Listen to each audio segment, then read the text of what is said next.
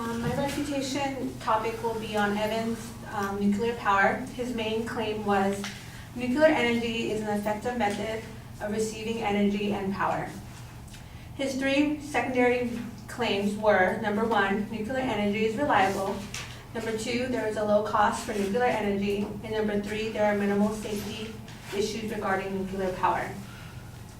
My response to his secondary first claim, nuclear energy is reliable, he stated that the past 5 years there have been upgrades to these nuclear energy facilities, and these upgrades would be for the demand of electricity demands. So, but it raised a question to me as I was going through the stuff I was looking through, and compared to this, it raised the questions on new nuclear plants that are being built. As stated by the Union of Concerned Scientists, they said that it takes up to 10 years for a new nuclear power plant to be built, and that with the new technologies such as wind and solar to be permitted and built, it takes up to 2 years or less. So you can see that it takes, for new plants, it did answer my question that it's a lot less to do the other energy facilities than it is for other energy technologies than it is for the new nuclear energy facilities. And then let's go to my second response to the secondary claim. There is a low cost for nuclear energy. I was going over his evidence, and I saw that in his evidence he has stated that in 2009 nuclear energy was equal or lower to cost than compared to solar or wind. But as I was going through researching this, I found that the U.S. Department of Energy showed that the average U.S. price for wind and power had dropped 43% between 2009 and 2012. And then the average installed cost for solar system has also fallen about 60% since 2009. So you can clearly see that the evidence wasn't really in sync with what was going on to this date with us. And then my response to his secondary third claim was minimal safety issues regarding nuclear power. So the advocate had stated that there are multiple safety systems used in nuclear reactors to ensure low risk of danger and contamination.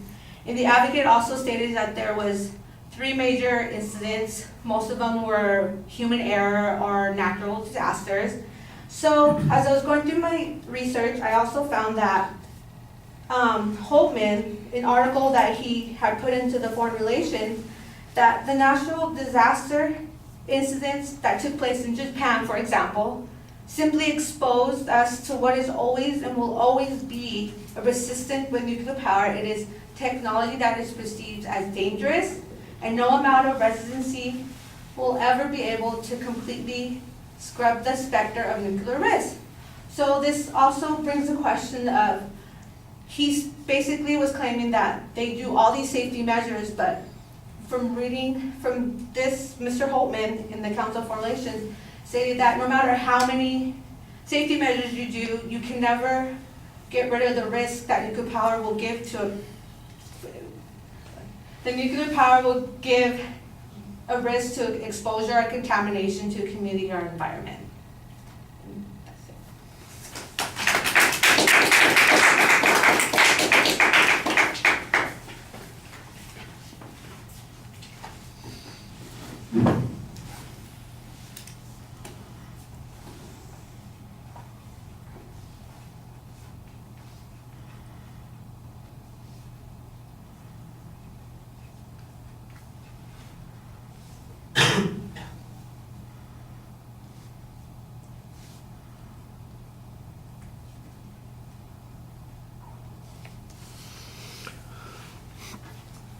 All right, well, all the structural stuff is pretty straightforward. You lay out the secondary issues fine.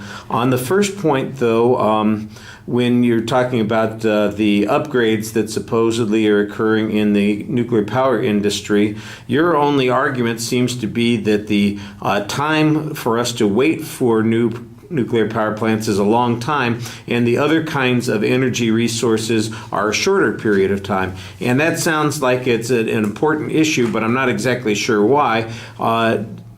if there's a demonstration that the other power sources can provide the same amount of energy that is a nuclear power plant provides, then I think that makes it a lot of sense. But if you had to build, I don't know, 50 facilities in order to, 50, let's say, windmill facilities in order to generate the same amount of electricity as a nuclear power plant, then it doesn't sound like it's such a big deal. I think you need a little bit more contrasting information on this point to make that argument valuable. It's an interesting piece of information about the time limit, but I think the question, of course, is cost and whether or not you're getting as much productivity as you need to have. That's the thing that was a little bit problematic for me. On the second point, on the cost issue, I guess your argument here is that the competing costs for these alternative energies have dropped substantially.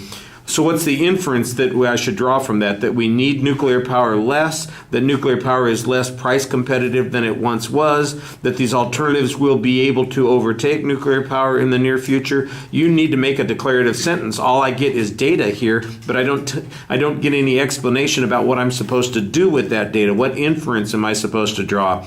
And I think that is problematic. Sometimes people try and let evidence make the argument for them, but the evidence is just there to help you support your conclusion. You're the one who has to make an inference.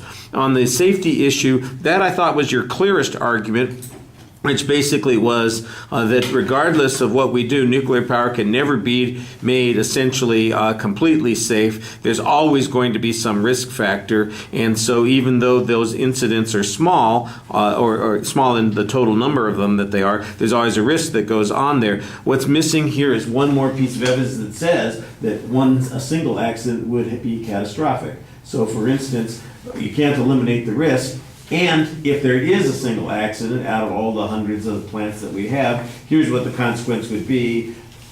X, Y, and Z, thousands of people dying, multiple exposures, thousands of cancers, whatever it happens to be. That's the thing I think that would make that argument a little bit stronger on the third point. All right, thank you.